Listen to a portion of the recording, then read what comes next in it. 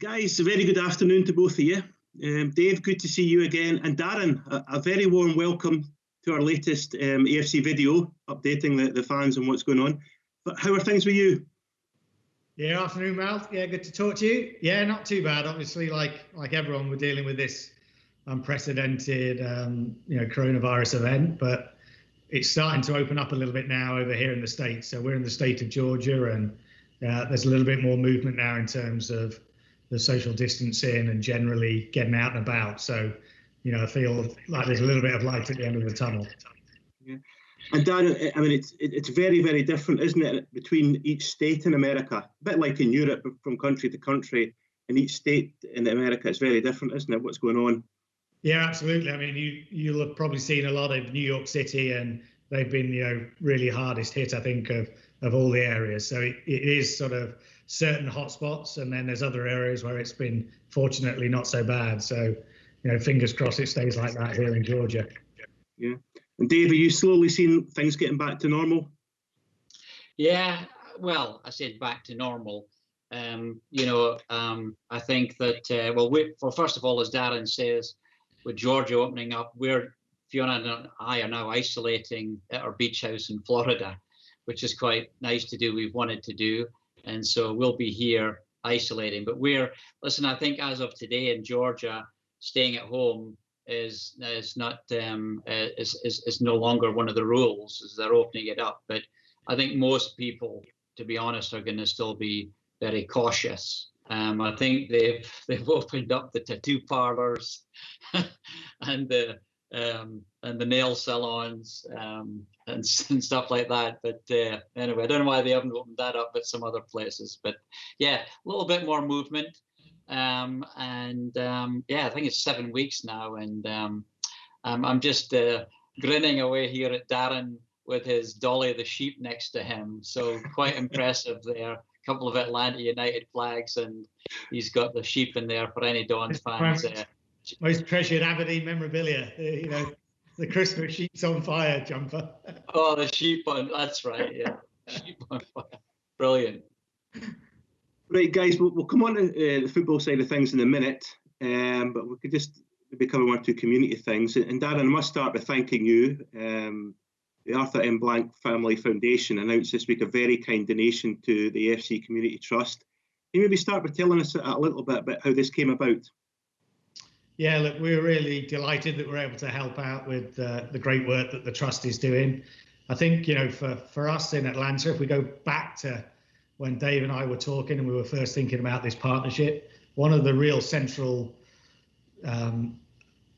platforms behind that was the fact that Aberdeen and the Community Trust and what they do in the in the community is incredible. One of the UEFA Community Trusts of the Year in Europe, and that's something that's really important to us and to Arthur Blank. So Arthur's given some donations to a family of our businesses, so not only in Atlanta, but we have a ranch in Montana, and so it was natural for us to look to sort of spread to our sister club over in Scotland. So we're really delighted to do it.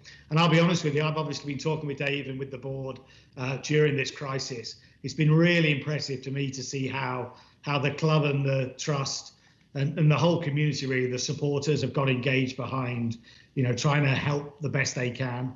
And what it shows me is this is a difficult time across the globe, but you're seeing certain clubs step up, and I think Aberdeen's been one of those clubs that's been a best practice in the way that the community, the fans, the directors, the players, the staff have all galvanised together to try and make the best of tough circumstances. So for us, it was a little bit that we could do to help, but we're really pleased that we could show that solidarity. Dave, could you maybe just explain a little bit about what the money will be going towards? Yeah, and just to kind of reiterate as well, Darren and I had been speaking for about maybe 3 or just over 3 years before we put the partnership together, and we kind of took our time. But the values that both have clubs are very similar, and none of us want to be going through this, but we're actually seeing what both clubs are about, that truly are community clubs. Today, we have now done about close to 8,000 wellness calls from the centre that we have. and we've delivered food to 3,000 people, of which there's about 1,600 children now. So that the kind donation that the Arthur Blank Foundation and our friends in Atlanta have put will be put to good work, being able to get food and be able to get food delivered to those needy people in our community. Darren, do you want to just tell us a wee bit about the Arthur Blank Foundation? I'm sure our viewers would be interested to hear about that. Yeah, so look, I mean, Arthur is certainly someone who, talks the talk and walks the walk. So he's someone that he isn't from Atlanta, but he started a company called Home Depot, so the equivalent of sort of the B&Q, a huge DIY store. He took it from one shop that started in Atlanta in the 70s and built it into one of the biggest sort of retailers in the world.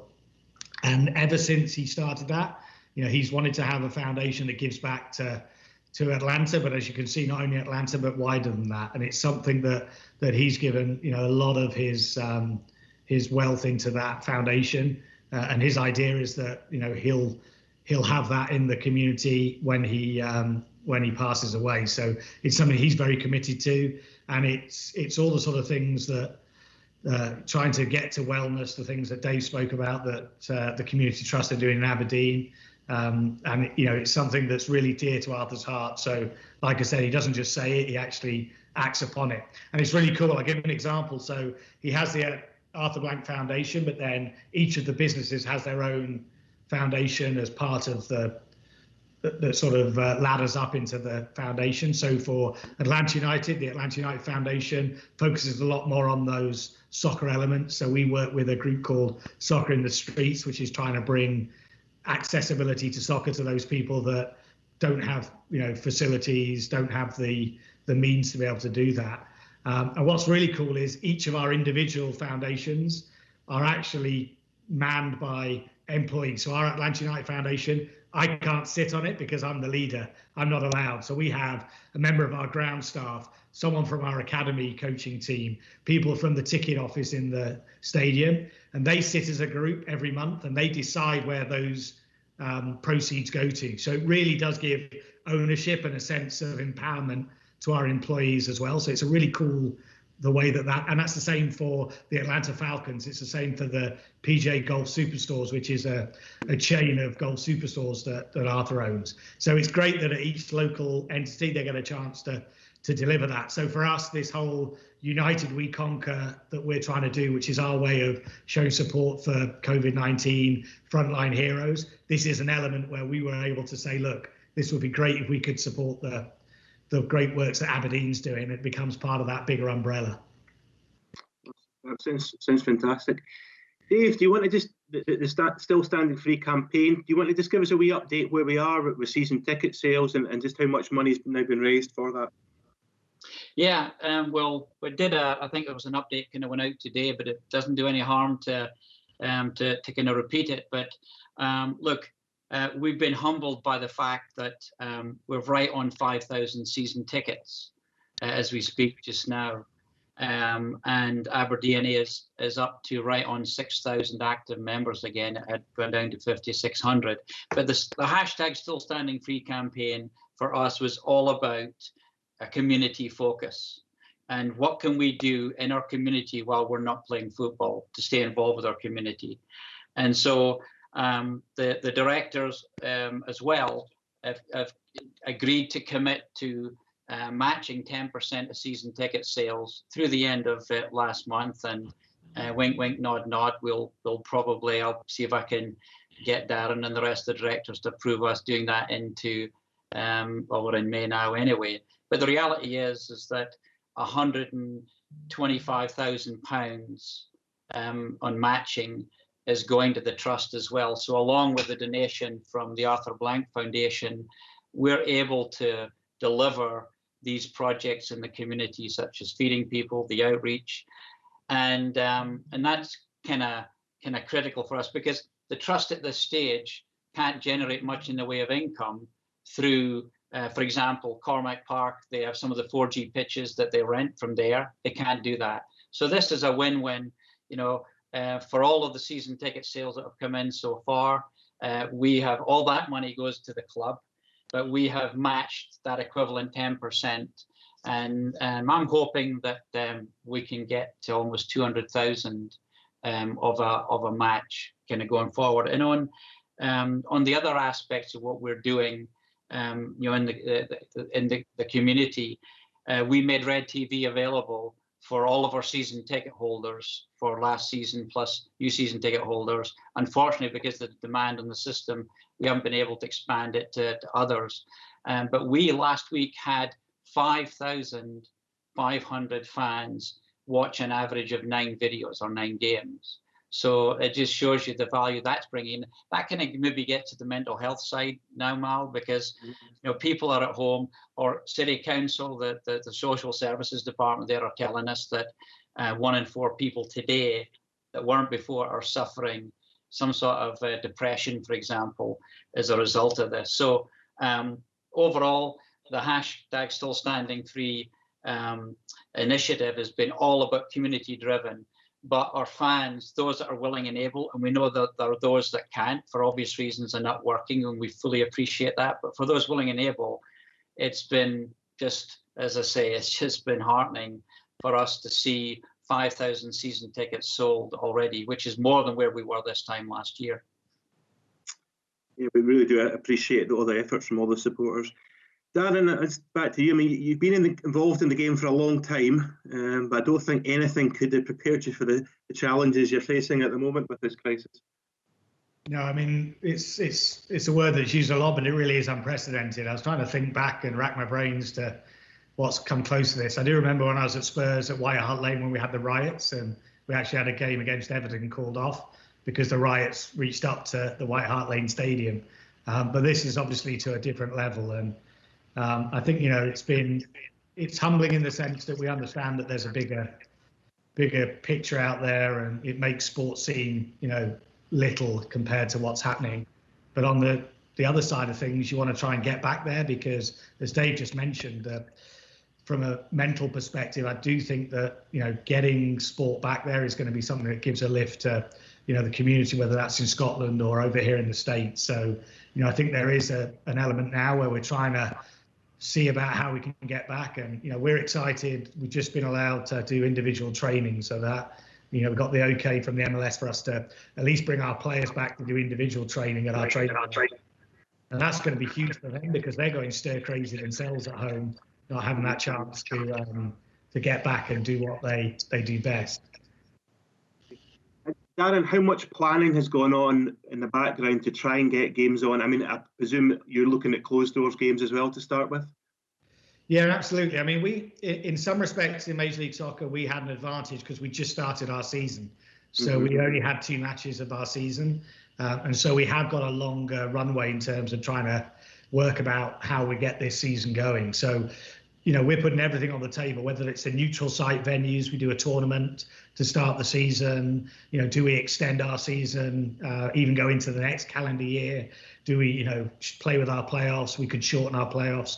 So, for us, I think we can be a little bit more agile in terms of what we do. And of course, we're a relatively young league. We don't have relegation. So there's certain elements where we don't have those stresses that perhaps other leagues have in terms of how to deal with that. So, I think we're going to be using any efforts we can to get games played. And I think we're going to try and be as agile as we can. And, we'll brainstorm. And if there's a crazy idea out there, we'll certainly look at it. Dave, I mean, in Scotland, the Joint Response Group has set up these subgroups this week to get Scottish football restarted. You're involved in one of the groups. So it's certainly a step in the right direction. Yeah, and I think that it was certainly something we need to jump on. I think the key priority isn't necessarily if we finish 19-20, which is looking more unlikely as the days go by, but is really how do we get back to playing football safely and as quickly as we can. And if it's going to be behind closed doors, what does that look like?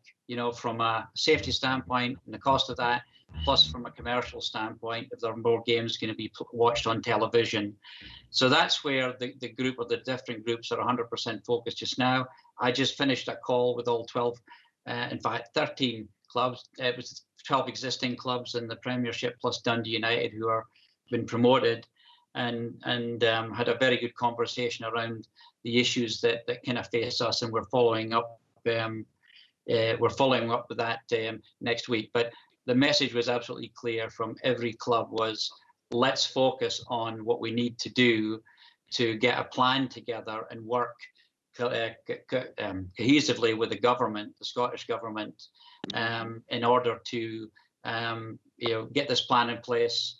Obviously, things are moving in England and Germany elsewhere, but the interesting stuff for us is going to be, for example, if they're playing football or they're training in Carlisle and Middlesbrough and Sunderland and Newcastle, which is closer to Glasgow than Aberdeen is, if they're doing that there and we're not doing it in Scotland. And so I just think, we all think it's important for this joint response group to get moving, and there is a meeting with the Scottish government on this next Tuesday. Good stuff. Hope with things are moving in the right direction. Darren, I was just also interested from the US perspective, what some of the other sports, what are they doing to try start up again? I mean, again, is there acceptance that basketball, American football, baseball, these will all be closed doors as well? Yeah, so you've got the two leagues that were playing at the time, NBA and Major League Baseball, as well as Major League Soccer. They are also looking, how do they get back as quick as they can? And so this idea of playing a neutral site tournament's been sort of posited. I think Major League Baseball's now thinking about, do they change their whole structure into 3 divisions? And so they regionalize it so there's less travel.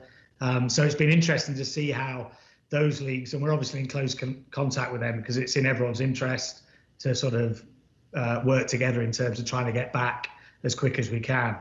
Also, it's been interesting on the NFL, which is the American football. So we have the Atlanta Falcons, who Arthur Blank also owns the Falcons. And it's been interesting. We've just done the draft. So it's the first time they've done the draft as a virtual draft. So Roger Goodell, the commissioner, basically announced all the picks from his basement. So, and it was a fantastic production, and it was amazing the numbers they got, because there's literally nothing else going on. So they did it Thursday, Friday and Saturday, and it was by far and away the biggest viewers, over 50 million viewers across the 3 nights. So it's been that was, I think, a good window into the thirst there is there for content, and the NFL, to be fair to them, did a great job of pivoting on the draft and making it happen.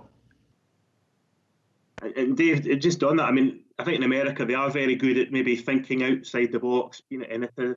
I mean, that's something we're going to have to do. We're going to have to be clever. We're going to have to come up with new revenue streams, aren't we? Yeah, or look at existing revenue streams and see how we can do it better. Look, I actually think that for us, this at Aberdeen, this, like everybody else, I guess, this came at a terrible time, because just in the middle of us launching new initiatives, not just the Red Shed, but things like in fact, trialing some of the stuff that Atlanta do very well in Atlanta around reasonable food and drink prices, getting marquees outside the back end of Pittodrie, where maybe 500 people can come a couple hours before a game, get something to eat, something to drink, there's a band. And so, but these are the types of things, these events should be catalysts for all leagues. And certainly if you think about Scotland, for us looking at how we can improve the fan experience across the board, because that's where you get your growth, that's where you get your kind of loyalty, as well. But look, I've lived in the States for 25 years, and I think that from a wider perspective, the management and leadership in the UK is just as good. The one thing in the States, I would say this culturally, is that they're prepared to think outside the box, and they're prepared to make decisions on things that might seem a little bit risky.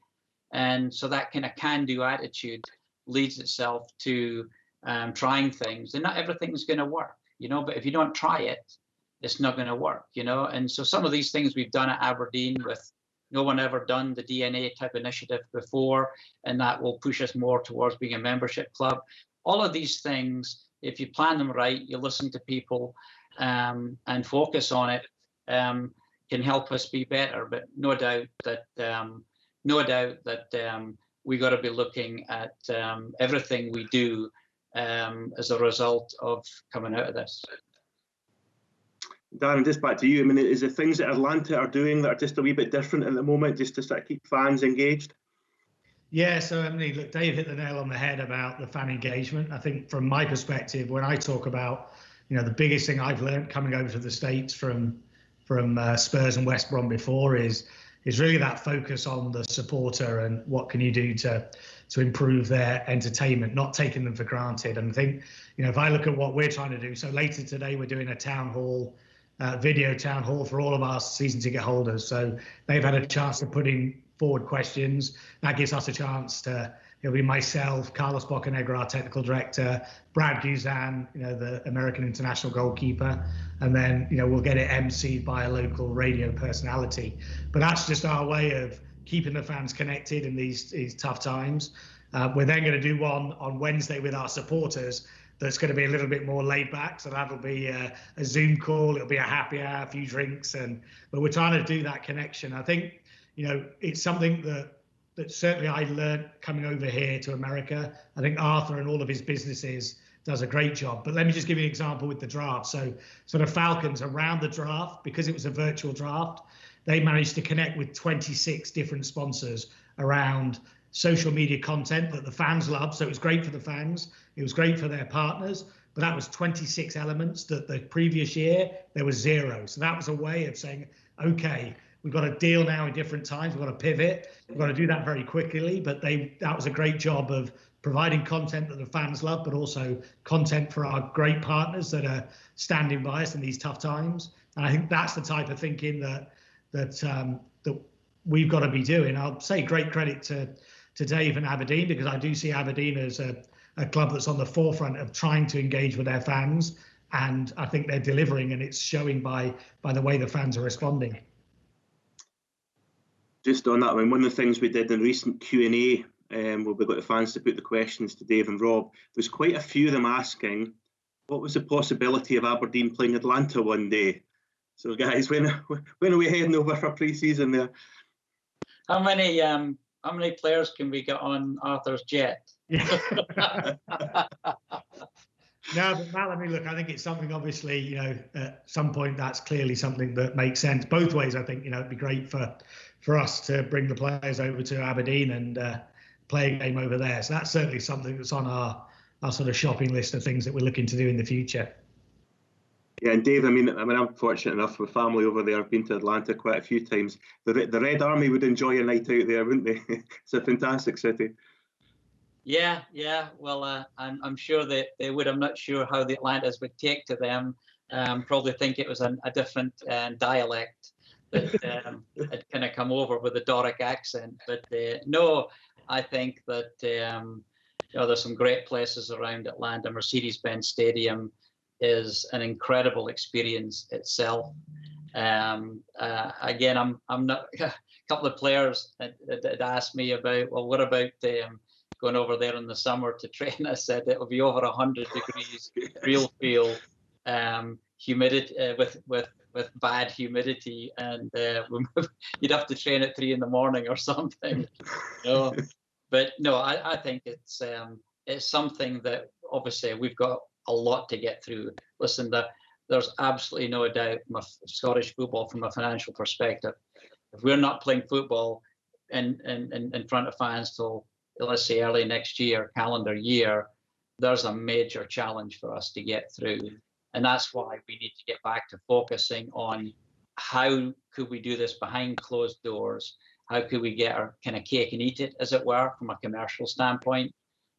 So make no mistake, that's what we as a board are looking to drive, and other clubs in Scotland. But yeah, it'd be brilliant to get the Atlanta guys out to Atlanta, and then I think the Atlanta guys would quite like a night out in Aberdeen as well. Yeah, bit colder. Darren, just finally, I mean, the football club, Atlanta and Aberdeen, the two of them have worked closely together, and they will continue to do so, won't they, throughout this crisis, and once hopefully we get back playing football again.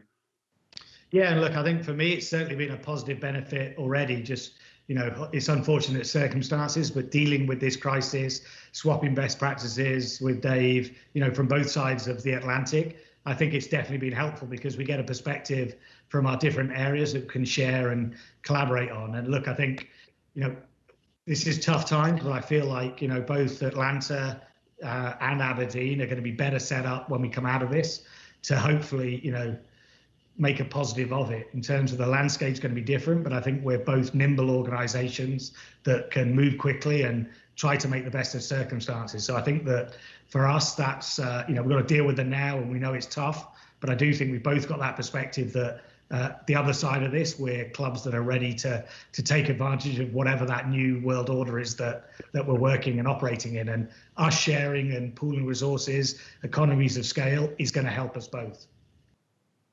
Dave, you want to just follow up on that? Your last word. Yeah, I think that Darren's absolutely right, that we have to get through this, and we will get through this. But it's also been heartening for people at Aberdeen as well, Darren, to hear the positive feedback from your team. You're not just yourself, but your team as well. It's been a number of months since we got together, but everyone at Aberdeen has kind of embraced the challenge that I've certainly put to them over us being more fan engagement oriented and been able to deliver.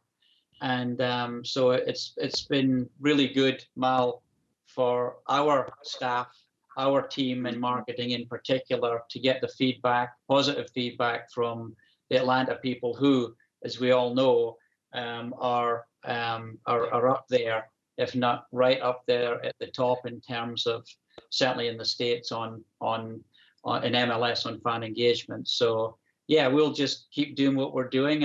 We love the term. We won't be, we might be wrong, but we won't be confused. And if we're going to fail at something, we'll fail fast and learn damn quickly. Guys, thank you both very much for your time. Dave, we'll see you again soon. And Darren, thank you so much for coming on. And just please pass on all our best wishes to all our friends at Atlanta United. Cheers, Mel. Appreciate it. Thanks for having me on.